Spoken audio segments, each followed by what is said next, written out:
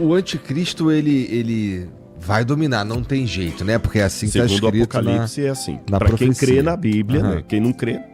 Então, mas estamos aqui falando sobre... cremos. Cremos.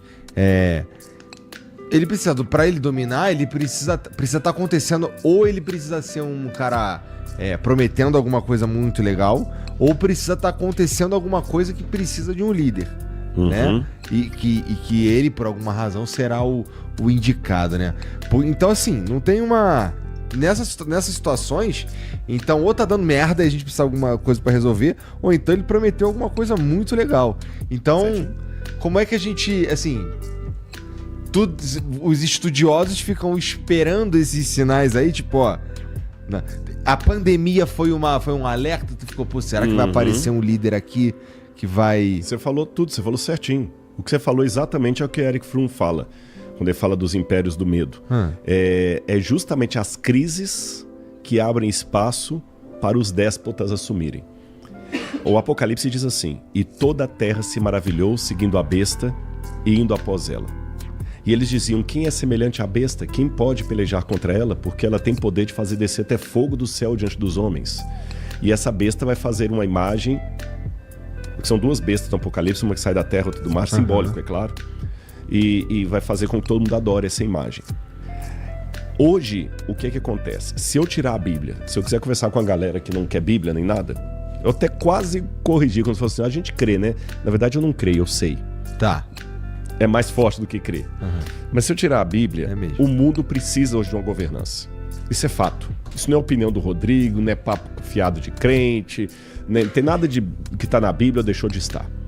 O mundo precisa de uma governança. Isso é fato. Se não tiver uma governança, e qual a diferença de governo único e governança?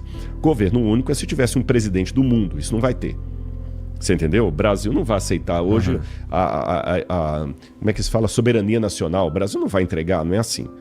Mas se, por um lado, nós passamos a era dos grandes impérios, hoje não tem mais espaço para o Império Otomano, para o Império Romano, não há mais espaço geopolítico para isso, tá certo? Tanto é que os países hoje, exceto um caso ou outro aí da Rússia contra a Ucrânia, ou mesmo Israel com a Palestina, mas não tem mais aquela luta por território para crescer. Você vê lá, a Coreia do Norte fica rosnando, mas ela não tem intenção de atacar o Sul e dobrar o tamanho continental dela. Não existe isso. Nem o Putin tem essa ideia, ninguém tem. Então nós passamos a era do imperialismo. Ele já ficou para trás. Então não há espaço para um governo único. Mas ao mesmo tempo que não há espaço para um governo único, não há espaço mais para plurigovernança. Por quê? Eu já falei isso em outras ocasiões, vou pedir licença para repetir aqui no Flow, porque até um público que talvez não me escuta em outros canais vai ouvir aqui. Imagina, Igor, e quem já ouviu, gente, eu vou pedir a paciência de ouvir a ilustração de novo, mas em sala de aula a gente aprende que a repetição também é uma forma didática legal, tá bom?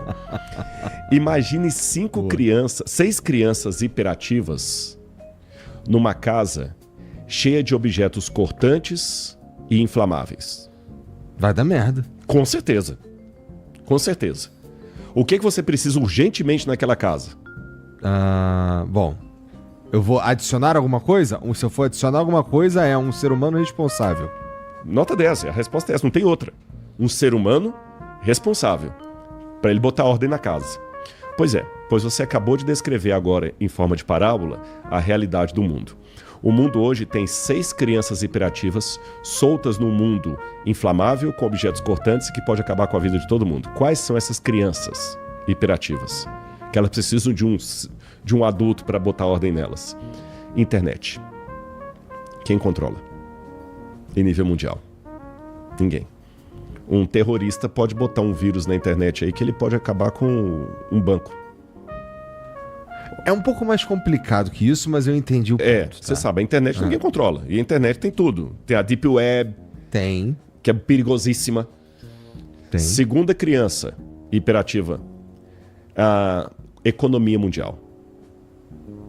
Tá. E o Yuval Harari, no livro Lições para o Século XXI, e ele não está sozinho nisso, Elon Musk fala isso, e tem alguns teóricos da área também que dizem que até o ano 2050, mas agora já estão antecipando para o ano 2030, 24 a 30% da população humana do mundo não terá emprego. Nossa, sinistro isso aí. Assim, é uma previsão bastante... Mas que tipo tem muita de emprego gente séria que a gente está falando? Coisas que serão substituídas pela inteligência artificial? Exatamente, que a inteligência artificial é a terceira criança. Que o próprio Elon Musk falou, que a inteligência artificial é mais perigosa do que a bomba atômica. Tá. Também acho um puto exagero também. Não, tu não acha? Não é não. Porque a inteligência artificial, se ela for mal usada, cara... Vamos falar de uma brincadeira simples. Já viu o que eles fizeram com o Sergião? Já fizeram comigo também. De pôr o Sergião defendendo a voz do Sergião, tudo, e cada vez ela tá ficando mais. Daqui a pouco eu ponho o Igor falando aí uma coisa que você nunca falou. E isso é brincadeira de cara de cara de garagem aí. Você tá entendendo? Mas vamos falar de coisas mais sérias. A inteligência artificial, ela tá sendo usada para controlar muita coisa. O algoritmo hoje tá mandando, desmandando e tudo mais. Então eu falei da economia. Dá para controlar o que você dá para te ajudar, influenciar a tua opinião. Exatamente. Eu posso decidir uma eleição com inteligência artificial. Que até você provar que aquilo não é aquilo. É verdade. Então, veja bem, eu falei da internet, eu falei da economia, porque, por exemplo, as previdências estão quebradas, mesmo nos Estados Unidos. Mesmo a previdência americana está quebrada. Você entendeu? Conversa com analistas, eles vão te falar. E a previdência, do jeito que está, não aguenta. Um modelo de previdência que funciona na moralzinha, a gente... Tá pra ver. Aqui no Brasil, então... E outra, e a economia mundial, ela tá na base da especulação. Se um ministro falar uma bobagem, cai a bolsa de valores e você tá lascado. Verdade. E com um agravante, hoje a moeda não é mais fiduciária. Ela não tem um lastro em dólar. Perdão, em ouro. Ela não é mais lastreável. O lastro dela hoje é outro. Então a moeda está ficando cada vez mais virtual. Mais virtual. Então eu já falei de três crianças. Quarta criança perigosa. Então repetindo. Falei da internet, falei da economia, falei da inteligência artificial. Quarta criança, a ecologia.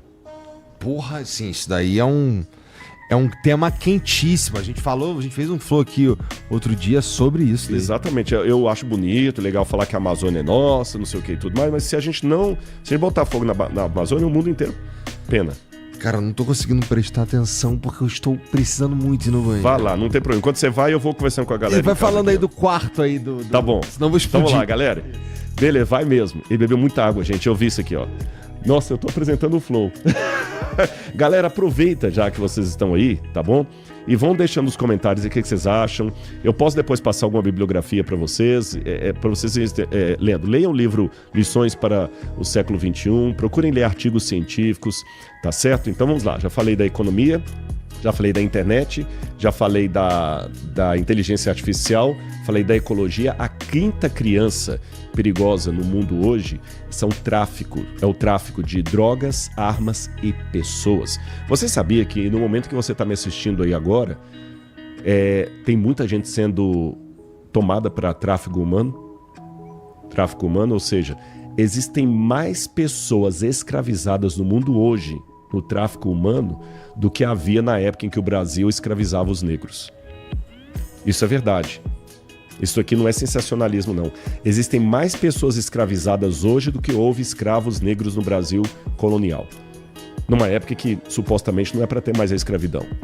E a sexta criança hiperativa, que precisa ser controlada, é justamente a pandemia.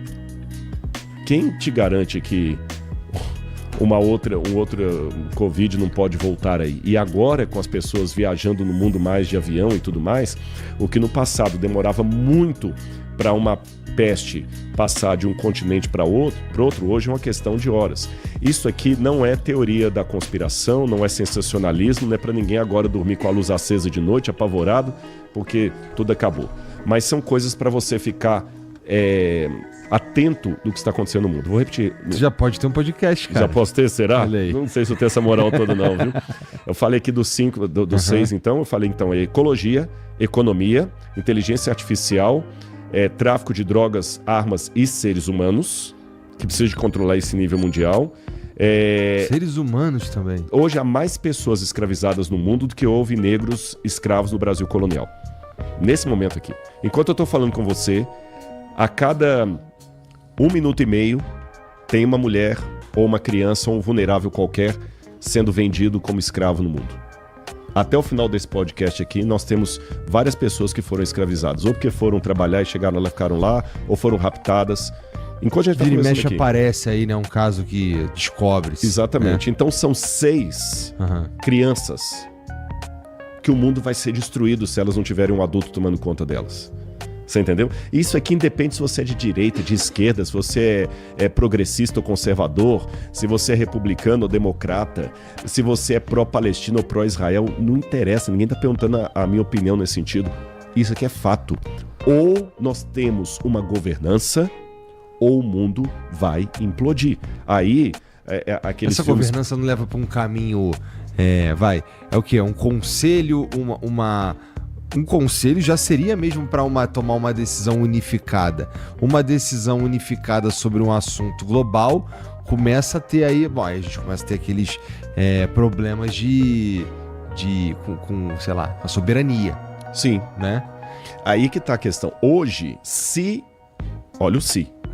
Se essa governança estiver sendo desenhada, ela está sendo desenhada a 4 paredes, não está no jornal, no G1. Tá certo? Aí a gente não sabe como é que está desenhando isso. Eu sei que algumas declarações de governos, que a pessoa assim, que absurdo isso, por exemplo, eu também tenho meus problemas com o imposto, mas quando o Haddad fala de taxar as grandes fortunas, ele está falando uma coisa que é política do PT. E olha que eu não sou petista. O que o Haddad está falando é um consenso de muitos economistas nessa própria situação que o Val Harari disse do mundo não ter emprego para todo mundo, que a inteligência artificial vai substituir. E vai mesmo. Não é questão, é pouco tempo. Alguém pode falar assim, não, mas vai substituir por outras. É diferente. Quando teve a Revolução Industrial, realmente, a Revolução Industrial demitiu muita gente. Por quê? Porque o camarada antes, ele ia lá na floresta, ele rachava a lenha, pegava, trazia para casa dele, esfregava e tudo, batia, passava o verniz, montava a mesa e entregava para você. Ou seja, toda a cadeia de produção, desde a encomenda até a entrega, era com o mesmo cara que ainda ensinava o filho dele a fazer. Tá certo? Com a Revolução Industrial, isso mudou. Um cara vai, ele só corta, o outro só transporta, o outro só inverniza, aí vem um maquinário e faz aquilo, e aí o outro só vende. Então, realmente, aquele camarada perdeu o emprego dele de marceneiro. Porém, contudo, entretanto, todavia, o mundo da Revolução Industrial abriu novas frentes de trabalho. Então você só foi obrigado a deixar de fazer uma coisa para fazer outra. Lembra o Charlie Chaplin lá, tempos modernos, ficar parafusando? Só que agora com a inteligência artificial e a tecnologia é diferente. Porque quando o Robert Fulton inventou o motor a vapor e a máquina de tirar caroços de algodão, realmente não precisava mais do camarada ficar tirando algodão, mas precisava dele para outra coisa. Hoje, você tem a inteligência artificial não somente trabalhando por 1000, mas substituindo com mais eficácia o trabalho de 1000. Vou dar exemplos para você. Eu estudei acadiano e egípcio. Foi terrível, foi difícil. Hoje tem um aplicativo que ele lê qualquer escritura cuneiforme e traduz igual o Google Translator. Qual o incentivo que eu vou dar para o meu aluno ficar perdendo tempo estudando acadiano, sendo que ele faz com o computador e tem a tradução? Só se você for estudar acadiano pelo que há em volta de aprender acadiano, porque necessidade cada vez mais vai diminuir. Eu vim com o Lopes agora no caminho. O Lopes, gente, é um motorista aqui do Flow, gente boa, abração pra ele, deve estar ouvindo a gente lá embaixo, né? Gosto dele, viu? Não manda o Lopes embora não, por favor, viu? Exatamente. Muita gente boa mesmo. E ele tava contando quando ele trabalhava com caminhão e tudo mais, que era tudo na base de olhar placa e mapa. Ele comprava 4 rodas. Eu, quando fui a primeira vez estudar em Israel, aluguei um carro lá, eu fui de Tel Aviv para Jerusalém, olhando placa em hebraico, com o mapa aberto e dirigindo, e eu não sou o melhor dos motoristas. Então eu tinha que prestar atenção na placa, e em redor, no mapa e em outra língua. Hoje não. Hoje eu tenho o Waze. que foi um israelense que inventou. Então, para que eu vou ficar perdendo tempo com aquilo tudo? Então, daqui a pouco, não vai precisar mais do tradutor e intérprete. Nós temos a faculdade de tradutor e intérprete. Hoje a inteligência artificial vai traduzir e cada vez ela está aperfeiçoando mais. A inteligência artificial hoje, ela pode fazer uma edição de vídeo que daqui a pouquinho não vai precisar mais... Não estou querendo ser profeta do caos, não, mas daqui a pouquinho não precisa dele ali naquela mesa. A inteligência artificial vai fazer tudo isso aqui pra gente.